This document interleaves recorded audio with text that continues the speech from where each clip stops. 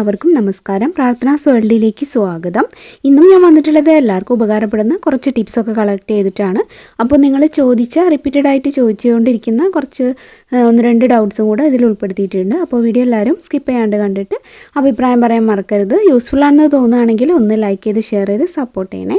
അപ്പോൾ നമുക്ക് ഇന്നത്തെ ഐഡിയാസ് എന്തൊക്കെയാണെന്ന് പെട്ടെന്നൊന്ന് കണ്ടിട്ട് വരാം. ആദ്യത്തെ ടിപ്പ് നിങ്ങൾ ചോദിച്ചിട്ടുള്ള ഒരു ക്വസ്റ്റ്യനാണ്. പെട്ടെന്ന് തന്നെ ചോറ് വെന്ത് പോകുന്നു, കുഴഞ്ഞു പോകുന്നു, അതിനെന്തെങ്കിലും ടിപ്പ് ഉണ്ടോയെന്ന്. അപ്പോൾ അതിന് സാധാരണ ചെയ്യാൻ പറ്റുന്ന സിമ്പിളായിട്ടുള്ള ഒരു കാര്യം, കുറച്ച് കുക്കിംഗ് ഓയിലില്ലേ, വെളിച്ചെണ്ണ കുറച്ച് ഒരു ചോറ് എന്നെ അരി ഇട്ടിട്ട് തിളപ്പിക്കുന്ന സമയത്ത് ഒഴിച്ചു കൊടുക്കുക. അപ്പോൾ പെട്ടെന്ന് കുറച്ച് ടൈമൊക്കെ ലേറ്റ് ആയാലും അതിങ്ങനെ ആകെ കുഴഞ്ഞു പോവില്ല. അപ്പോൾ എല്ലാവരും ട്രൈ ചെയ്ത് നോക്കൂ. അടുത്ത ടിപ്പ്, പഴയ പില്ലോ കവറിൻ്റെ ഒരു റീയൂസ് ഐഡിയ ആണെന്ന് പറയാം. എല്ലാവരുടെ വീട്ടിലും പഴയ പില്ലോ കവറൊക്കെ ഒരുപാട് കാണുമല്ലോ. അപ്പോൾ അതിൽ നിന്ന് ഒരെണ്ണം എടുത്തിട്ട് ഇതുപോലെ ആ ഒരു ഓപ്പണിംഗ് വരുന്നതിൻ്റെ സൈഡിലായിട്ടൊരു മടക്ക് പോലെ ഉണ്ടാവില്ലേ, പില്ലോ അങ്ങോട്ട് ഊരി പോരാണ്ടിരിക്കാനായിട്ട്. ആ മടക്കിൻ്റെ ഭാഗത്ത് ചില പില്ലോ കവറിനോട് അടിപ്പായിരിക്കും ഉണ്ടാവുക. അടിപ്പാണെങ്കിൽ അവിടെ ഒന്ന് ജസ്റ്റ് അഴിച്ചു കൊടുത്താൽ മതി. അല്ലെങ്കിൽ അവിടെ ചെറിയൊരു ഹോൾ ഇട്ട് കൊടുക്കുക. സിസർ വെച്ച് ഇങ്ങനെ മടക്കി പിടിച്ചിട്ട് ഒന്ന് കട്ട് ചെയ്ത് കൊടുത്താൽ മതി. ചെറിയ ഹോള് മതി. എന്നിട്ട് അതിലൂടെ ഇങ്ങനെ ഒരു ഹാങ്ങർ കടത്തി കൊടുക്കുക, അതാ ഇതുപോലെ. അപ്പോൾ കറക്റ്റായിട്ട് ഇതാ ഇങ്ങനെ നിൽക്കും, ഒരു ബാഗിൻ്റെ ഒരു ലുക്കിൽ നിൽക്കും കേട്ടോ. അപ്പോൾ നമുക്കിതൊരു ലോണ്ട്രി ബാഗായിട്ട് യൂസ് ചെയ്യാം. നമ്മുടെ വർക്ക് ഏരിയയിൽ എവിടെയെങ്കിലുമൊക്കെ കാണാത്ത ഭാഗത്ത്, നമ്മുടെ ഡോറിൻ്റെ ബാക്കിലോ അങ്ങനെയൊക്കെ ഉണ്ടാവില്ലേ, സ്റ്റോർ റൂമിൻ്റെയൊക്കെ ഡോറിൻ്റെ ബാക്കിലൊക്കെ ഇങ്ങനെ ഹാങ് ചെയ്തിടുകയാണെങ്കിൽ നമുക്ക് എന്തെങ്കിലും പ്ലാസ്റ്റിക് കവറുകളോ അതല്ലെങ്കിൽ മുഷിഞ്ഞ ഡ്രസ്സ് ഇടാനോ ഒക്കെ യൂസ് ചെയ്യാം. അപ്പോൾ അങ്ങനെ ആരും കാണാത്തൊരു സൈഡിൽ ചെയ്ത് വെച്ചാൽ മതി. അപ്പോൾ നമുക്കത് യൂസ്ഫുൾ ആവുകയും ചെയ്യും, പില്ലോ കവറിനൊരു റീയൂസ് ആവുകയും ചെയ്യും. അപ്പോൾ എല്ലാവരും ട്രൈ ചെയ്ത് നോക്കൂ കേട്ടോ. അടുത്ത ടിപ്പ് നിങ്ങൾ ചോദിച്ചിട്ടുള്ളതാണ് കേട്ടോ. മൂസമ്പി നാരങ്ങയുടെ ആ ഒരു തൊലി പൊളിച്ചെടുക്കാനുള്ള ഒരു ഈസി ആയിട്ടുള്ള ഐഡിയ പറഞ്ഞുതരാൻ പറഞ്ഞിട്ടുണ്ടായിരുന്നു. അപ്പോൾ അതിൽ നിന്ന് ജ്യൂസ് എടുക്കുന്ന ഐഡിയ കഴിഞ്ഞ ദിവസം ഞാൻ ചെയ്തിട്ടുണ്ടായിരുന്നു, ഇന്നലെ കേട്ടോ. അത് ഒരുപാട് പേർക്കൊക്കെ യൂസ്ഫുൾ ആയി എന്ന് പറഞ്ഞു. അപ്പോൾ അത് കാണാൻ താല്പര്യമുള്ളവർ കണ്ടു നോക്കൂ കേട്ടോ. ഇന്നലത്തെ വീഡിയോയിലാണ് ഉള്ളത്. അപ്പോൾ ഇത് ഞാൻ കാണിക്കുന്നത് എന്താണെന്ന് വെച്ചാൽ അതിൻ്റെ ആ ഒരു തൊലി എടുക്കുന്നതാണ്. അപ്പോൾ ആ ഒരു മോൾ ഭാഗവും അടിഭാഗവും ഒന്ന് ജസ്റ്റ് കട്ട് ചെയ്തിട്ട് ഇതുപോലെ ഇങ്ങനെ വരയിട്ട് കൊടുക്കുക. ചെറിയ ഗ്യാപ്പ് ഇട്ടിട്ട് ഇങ്ങനെ വരഞ്ഞു കൊടുക്കുക കേട്ടോ. ആ ഒരു ഫ്ലഷ് ഇങ്ങനെ മുറിയണ്ട, ആ ഒരു തോല് മാത്രം കറക്റ്റ് ഇങ്ങനെ മുറിയുന്ന രീതിയിൽ ഇങ്ങനെ കട്ട് ചെയ്ത് കൊടുക്കുക. എന്നിട്ട് നമ്മളിങ്ങനെ തൊലി പൊളിച്ചെടുക്കുകയാണെങ്കിൽ സിമ്പിളായിട്ട് നന്നായിട്ട് തന്നെ നല്ല വൃത്തിയിൽ പൊളിഞ്ഞു കിട്ടും. അപ്പോൾ എല്ലാവരും ഇനി ഇങ്ങനത്തെ ട്രിക്ക് അറിയാത്തവരുണ്ടെങ്കിൽ ഒന്ന് ട്രൈ ചെയ്ത് നോക്കൂ. കണ്ടോ, ഒട്ടും തന്നെ ബുദ്ധിമുട്ടില്ലാണ്ട് ഫുള്ള് നമ്മൾ കളഞ്ഞെടുത്തു. അടുത്തത് എന്താണെന്ന് വെച്ചാൽ ഇതുപോലത്തെ ആ ഒരു തൊലി നമ്മൾ ഫ്രിഡ്ജിൻ്റെ ഉള്ളിലൊക്കെ വെക്കുകയാണെങ്കിൽ ഫ്രിഡ്ജിൽ എന്തെങ്കിലുമൊക്കെ ബാഡ് സ്മെൽ ഉണ്ടെങ്കിൽ അത് പോകാൻ നല്ലതാണ്. അതിപ്പോൾ എടുത്തപ്പോൾ ജസ്റ്റ് പറഞ്ഞു എന്നേ ഉള്ളൂ. ജസ്റ്റ് ഒന്ന് ട്രൈ ചെയ്ത് നോക്കൂ കേട്ടോ. അതുപോലെ തന്നെ അടുത്തതായിട്ട് വാനില എസൻസ് ഒക്കെ നമ്മൾ കേക്കിൽ ഉപയോഗിക്കാറുണ്ട് അല്ലേ.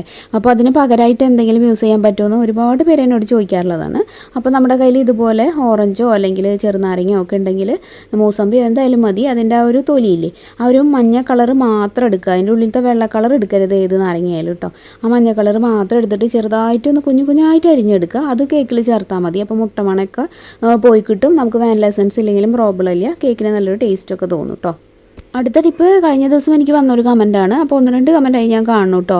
നമ്മുടെ ഡൈനിങ് ടേബിളൊക്കെ തുടയ്ക്കുമ്പോൾ ആ ഒരു സ്മെല്ല് പോകാനായിട്ട് എന്തെങ്കിലും ഐഡിയ പറഞ്ഞു തരുമെന്ന്. അപ്പോൾ നമ്മുടെ കയ്യിൽ ഇതുപോലെ നാരങ്ങയുടെ തൊലിയോ ഓറഞ്ചിൻ്റെ തൊലിയോ അഥവാ ഇതുപോലെ മൂസമ്പിയുടെ തൊലിയോ എന്തായാലും മതി. അത് ഇതുപോലെ ഒന്ന് ജസ്റ്റ് തിളപ്പിച്ചെടുക്കുക. എന്നിട്ട് കുറച്ച് സമയം തിളപ്പിച്ചിട്ട് ആ ഒരു വെള്ളം നമ്മൾ ചൂടാറുമ്പോൾ എടുത്ത് വയ്ക്കുക. ഫ്രിഡ്ജിൽ വെച്ചാൽ മതി, ചെറിയൊരു കുപ്പിയിൽ.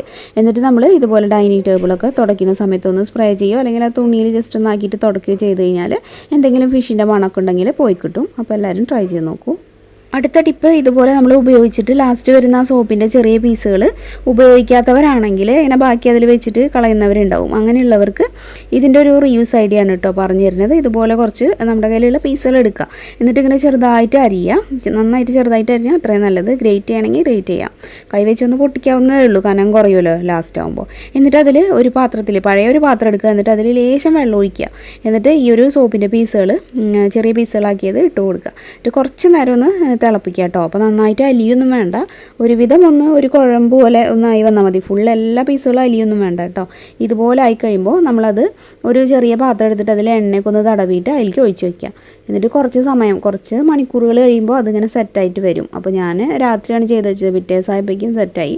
അപ്പോൾ അങ്ങനെ ആകുമ്പോൾ നമുക്കത് ഇങ്ങനെ വിടർത്തി അതിങ്ങനെ വിടിച്ചെടുത്ത് കഴിഞ്ഞാൽ ശരിക്കും ഒരു സോപ്പ് പോലെ തന്നെയാവും.